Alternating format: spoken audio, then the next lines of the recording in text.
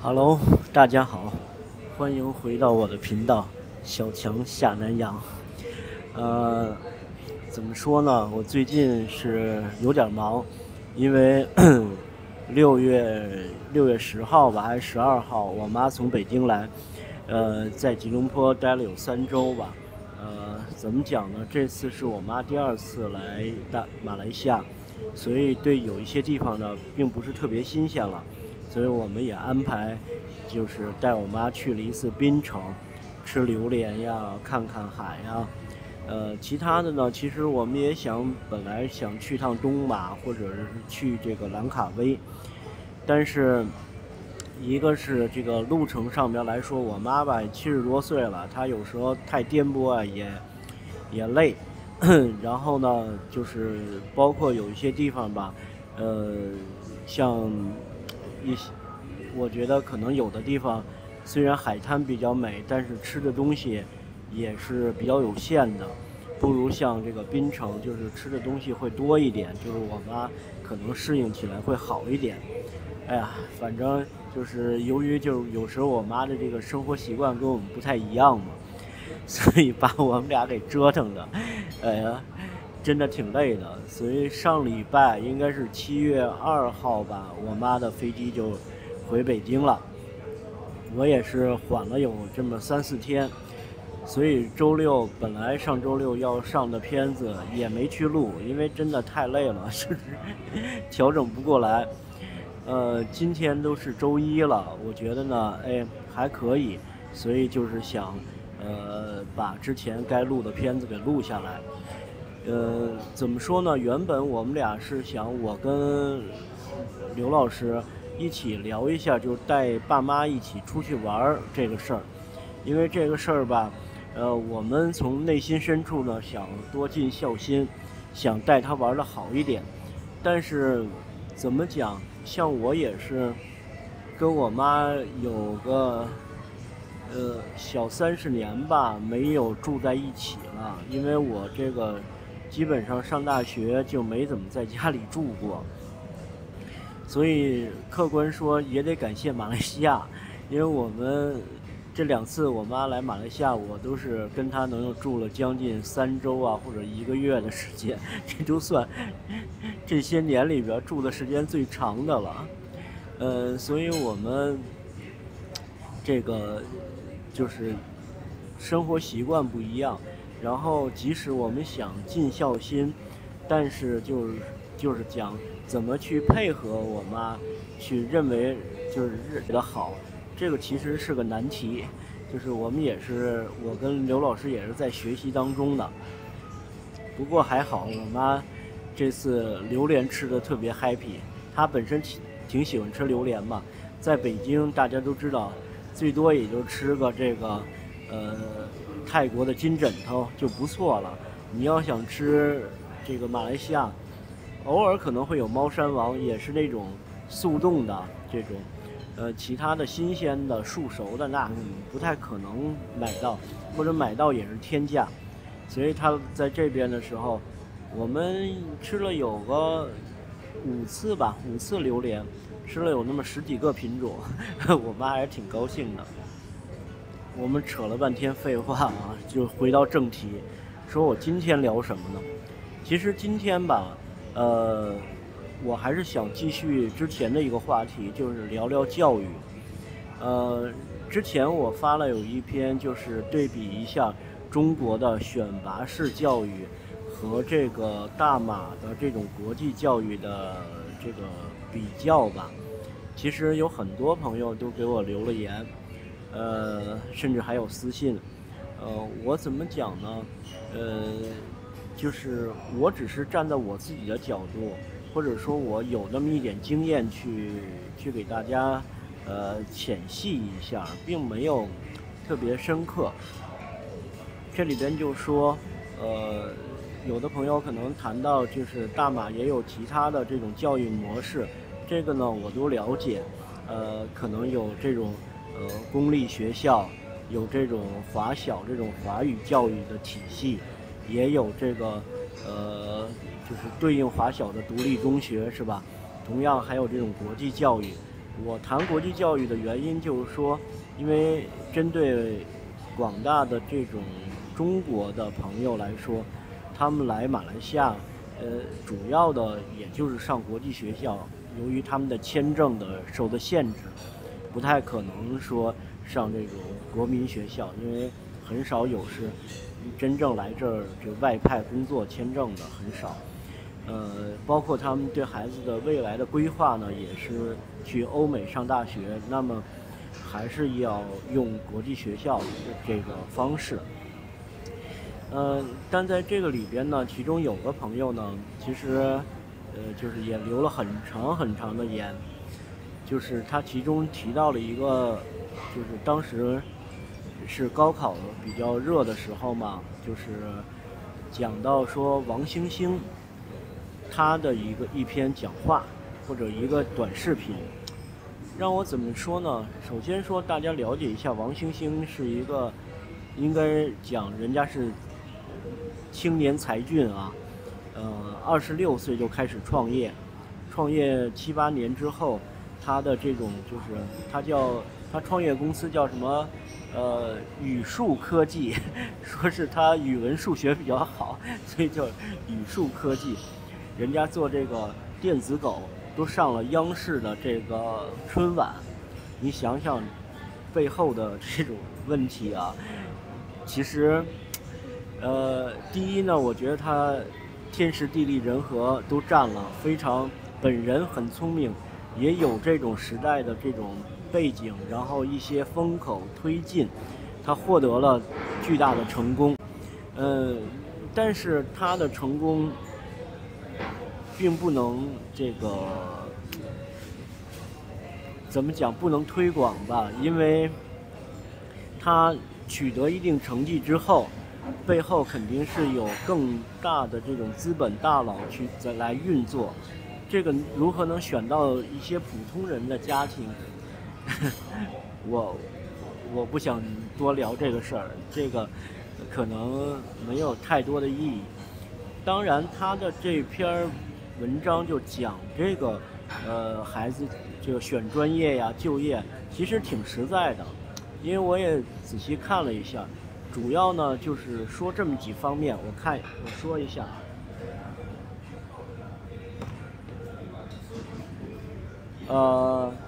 它主要有这么3点吧。第一个就是说，如果说孩子有一定的动手能力，然后呢，他就建议让孩子去学一些机械呀、电子的这方面的专业。当然，他说你这个不能盲目的看一些学校、一些专业，你要了解这个学校跟专业的特长背景。第二呢，他说如果是对 AI 有梦想的人，数学又不错，所以他去建议大家去学这个计算机科学或者是人工智能。第三呢，他说呢，就重复上面说的，就你一定要仔细看明白你这个专业的这个学院的构成、学院的特长，对吧？这学校的背景，不要盲目的进入到这个领域里。其实它的核心问题呢是你要选对专业，而不要盲目的去崇拜学校。当然他讲说你如果说只有很少部分人是很幸运的选对了这种专业，上了自己想学的专业，但大部分人呢可能就是学到了或者被调剂了，或者怎么样，去到了一个自己不喜欢的专业。他说那你也不用气馁，你也有机会，所以呢你应该呢就是要不去争取转系，如果转不了的话，那我们也可以去这个对应自己喜欢的这个实验室去学习。后续呢他又讲说，上学以后不要局限于这个书本，然后跟论文要多动手。最后呢他说，想成为顶尖的人才呢，要不断的学习，就是一生学习嘛，不能间断。最后他又讲说呢，大家不用羡慕那些已经过去的浪潮，你比如什么外贸啦、房地产啦、互联网啦、新能源，这都过去了。但是呢，新的呢，像 AI 这种，或者其他的东西也会陆续来到，所以大家也会有新的机会。大概就是讲了这么几条吧。你要让我说呢，我觉得说的都挺实在的，然后也都有一定的这个指导意见建议。这里边就我讲为什么是一种指导建议呢？因为它是一种相对来说你看起来很具体，但实际上是很宏观的。因为我们讲说，就像大家去目前选专业呀，想思考未来想做什么这件事儿，为什么说像这个现在比较火的这个张雪峰老师这种一个可以一个1对1的这个咨询卖17800还秒空。其实大概在十几年前吧，可能13、14年的，我高中有一个师哥，就是我们那时候是高中校友会嘛，他呢他的大学也是我的师哥，是力学系，81级还是82级的这个师哥，然后他就很早就去美国了，然后又回国创业。他那会儿就做高考 GPS 的这个指导大家报专业。我了解他的1对1私人的这种定制，可能要跟踪你3、5个月的这种，可能当时就要卖到10万块。那真的比这个张雪峰这还要贵很多呢，贵5倍是吧？5、6倍。但是也是这个一票难求。为什么呢？因为就是说我们对于一个整体的这个想法，给你一个整体的意见，跟你落实到你自身孩子身上，它是有很大差距的。所以我们讲说，如果真能匹配到就是自己的孩子身上，那非常不错。我说的这些话，或者我想谈的也没有那么具体，因为不是针对某一个人具体的给意见，但是我只是谈一些扩展于这个王星星的一种思维方式啊。怎么说呢？在王星星的背后呢，谈及的东西呢，肯定很多人认为他已经很成功了，是不是就是说让大家孩子也去创业或者什么？这部分呢，我今天就不聊了，因为这个东西很复杂，创业的成功在国内是非常低的。今天呢，对于我来说呢，就谈3个问题。第一呢，我们就说你这孩子是能成为专才，还是成为一个通才？什么意思呢？就是说专才呢是专业的技术人员，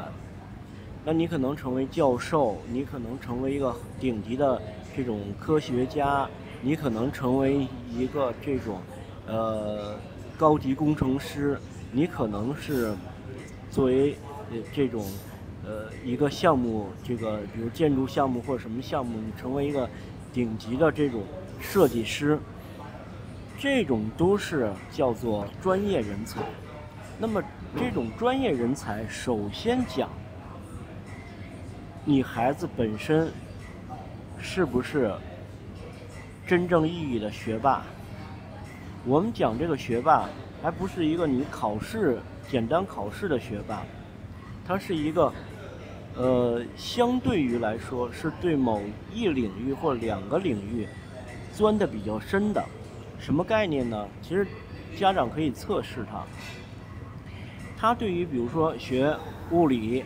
学化学，我们讲就比如说学物理吧，物理的某一个电呀或者磁啊，或者某一个领域力学，他的理解是深于课本的。这就是我们说现在中国这种选拔式教育，或者说中国的这种考试泯灭了很多人。大家可能记得都是一些套公式，记得都是一些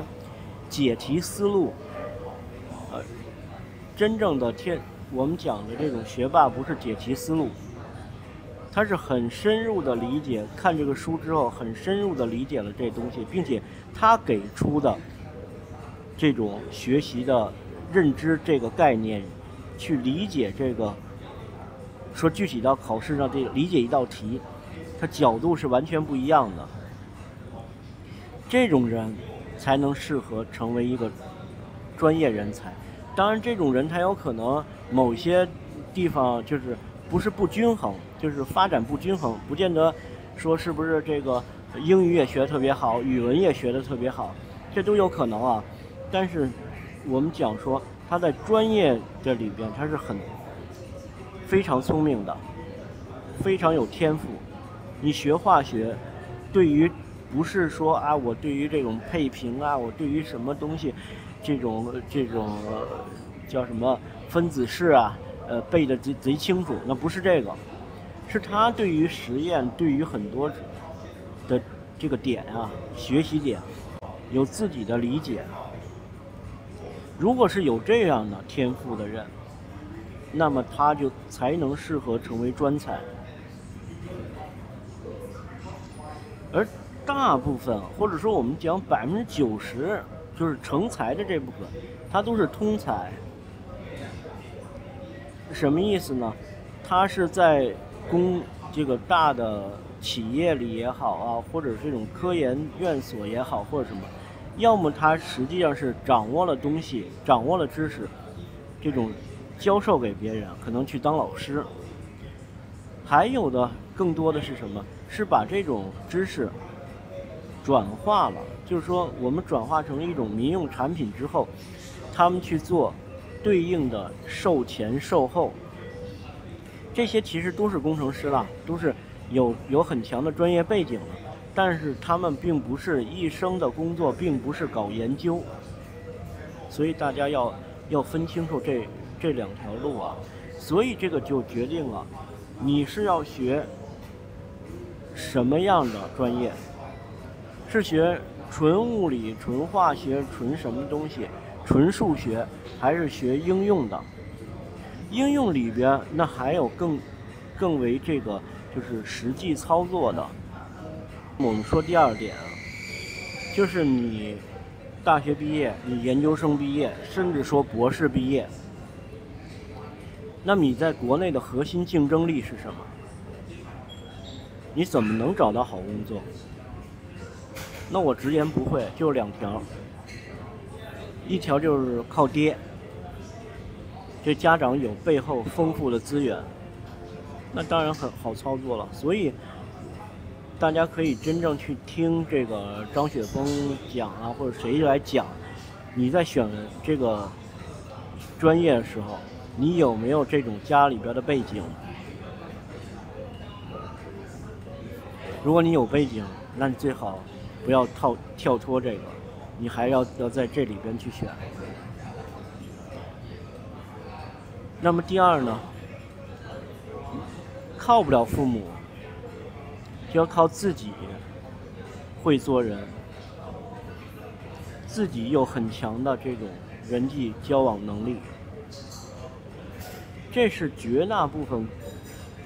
你找到工作能不能混好的一个基本的，可能比你的专业能力更强的一部分。但这个学校教你吗？不可能教，是吧？所以这更要靠家里边的言传身教。但是反过来一想，如果家长教得好，那家长也不是纸上谈兵啊，他自己不混得也挺好吗？所以说这个呢，如果家里边人际上面不强，你可能培养出来的一个所谓学霸，也是什么一无所得。但我们就想说，你有没有学一些专业，可以避开人际交往？有没有？也是有的。所以这里边就是说，向很多专家推荐，你为什么去让你学一些电子工程啊？为什么让你学一些机械呀？或者我说实话，以我的经验，如果你在音乐或者是在艺术上边口语，就是这语言表达能力上边是有天赋，你去学小语种，你都有机会。因为这个你看起来说这个不是蓝海啊，就是说它没有那么多这个就业机会，其实不是，你真正的竞争没有那么强，所以我们要学一个说有一定难度的，也许这个时候可以避开一些。为什么呢？就咱假如说啊，你学的是法语，这个不管是华为啊或者什么样的那种外派需要去这个非洲，那他也有一些别人有关系，那他不会法语啊，是吧？那这真不行啊，去了非洲，所以还得需要有专业技能的人。第三呢，我们就说很多人都问这个问题，就是说你名校毕业也好啊，或者哪怕是状元也好啊，现在混的也不咋地呀，是吧？这种帖子特别火。我不想分析背后的，就是说为什么火的原因啊。我只想说，那你是以一个什么标准来界定这个人混得好？其实我们本身是存在矛盾的，并不是说他成为一个老师，他这个桃李满天下，然后孕育了或者说教育培养了很多好学生，没人关心这个，他关心就是大家有钱没钱，住没住好房子，开没开牛逼的车。那如果以这个来说的话呢，你本身学习能力它就不是一个唯一的能力啊。就是这里边就讲，比如很多我的也有朋友，初中同学，就是高中都没上什么正经高中，人家之后呢怎么讲呢，就是可以说是财富自由吧，反正趁个1个多亿2个亿这种。那你别管人家做什么成功的啊，他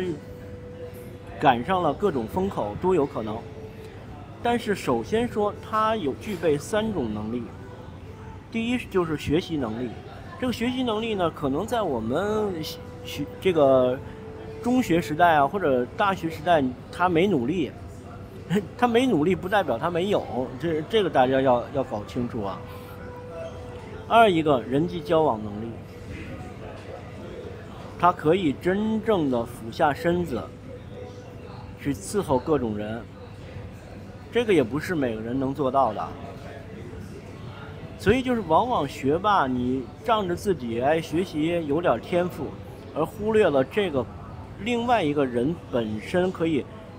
怎么讲的一种基本的生存能力。第三呢，管理能力。其实当你带一个小团队或者你自己创业的时候的核心是管理能力，因为你自己浑身是铁，能碾几颗钉啊，你必然要靠带动团队。但是怎么带动团队，其实这也更是一个违背人性的一种思维模式，管理。所以你想想，你要具备这3种能力，你可能才能咱不能说成功，可能才能进步。而学霸只具备1种，所以我觉得很多问题不是这么绝对的。就是人，如果我们界定一个人的成功或者怎么样的话，不要用单一的衡量标准去做。当然我觉得对于我们选什么样的专业，或者说未来孩子怎么去给他规划，这里边牵扯到了一个最大的问题，就是说现在这种人工智能的兴起，它对于很多人造成了很大的心里边的压力，觉得很多行业是不是都会消失，我学了这个是不是就没用了。这个东西呢，我觉得不尽然。所以下一期呢，我可能会讲一讲我理解这种人工智能会对哪些领域带来特别多的这种好处利好，同样呢，又对哪些行业会造成很大的这种伤害？其实说到简单的例子，就如同90年之前或者90几年之前，那没有计算机呢吧？你像我们上大学97年，那学计算机，那也就是个286吧，我觉得还是386，那玩意儿干不了什么呀，对吧？但是说，一个计算机到底取代了什么？那计算机也能算账，就也有这个会计软件啊，它就取代了会计吗？不是，它是给会计创造了更便利的条件，是有很多更具备更好能力的会计可以做更多的事儿，挣更多的钱。所以这个我们可以下一期好好继续聊一聊。OK， 今天就这样，拜拜。哦，欢迎大家订阅啊！虽然我们断了一期，还是希望大家订阅、点赞、留言。OK， 拜拜。